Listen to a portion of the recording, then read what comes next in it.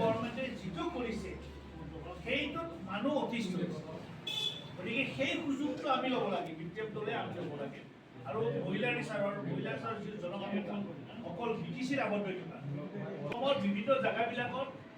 আনকি আজিৰ গভৰ্ণমেণ্টৰ যিবিলাক এজেঞ্চি আছে গভৰ্ণমেণ্ট CID ব্ৰাঞ্চ এই যিবিলাক আছে এজেঞ্চি এই টোটেল এজেঞ্চিবিলাকৰ দিল্লীত তেওঁলোকে এটা ৰিপৰ্ট দিছে যে বিজেপি দলে এটা চৰকাৰ সেইটো তেওঁলোকে সাডেন মানে আমাৰ BPF দলৰ PMB বডি এটা ডিচিশ্যন আছিলে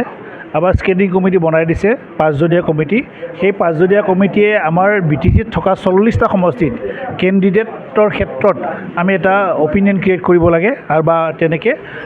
সিলেকশ্যনৰ কাৰণে ইনিচিয়েটিভ ল'ব লাগে আৰু সেইটোৰ দায়িত্ব যিহেতু মই কনভেনৰ হিচাপে আছোঁ আমাৰ 5জনীয়া কমিটিৰ গতিকে আমি এতিয়া ছাডেন ভিজিট নহয় ইনফৰ্মেশ্যনটো দিয়া হৈছে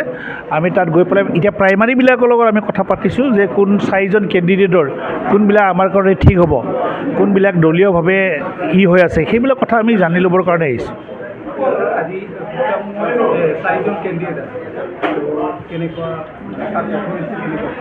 কেণ্ডিডেট চিলেকশ্যনটোৰ টাইমটো আছে এতিয়া জাষ্ট আমাৰ দলীয় স্থিতিটো কেনেকুৱা কেণ্ডিডেট দিয়াৰ পিছত আমি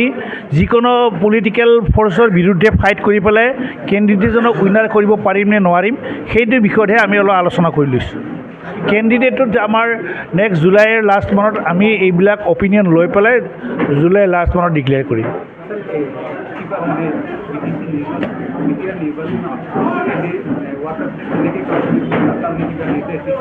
কোনে আমি ইনষ্ট্ৰাকশ্যন দিছোঁ আমি বুথ কমিটিবিলাক বা কিবাবিলাক আমি আমাৰ যিটো পলিটিকেল পাৰ্টি হিচাপে আমাৰ যিটো গাঁথনি যিটো সাংগঠনিক স্থিতিও সেইটো শক্তিশালী কৰাৰ কাৰণে আমি আমাৰ প্ৰাইমাৰীবিলাকক বুথ কমিটিবিলাকক ইনষ্ট্ৰাকশ্যন দিয়া হৈছে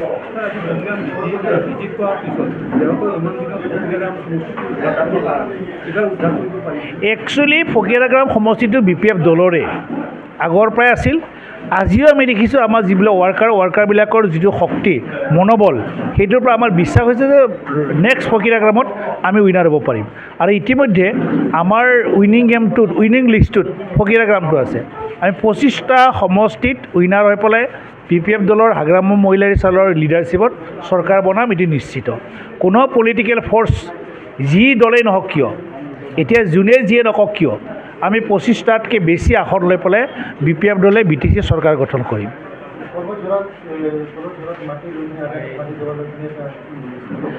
নহয় এটা এই চৰকাৰ বৰ্তমান চৰকাৰবিলাকে কৈ আছিলে যে মাটি ভেটি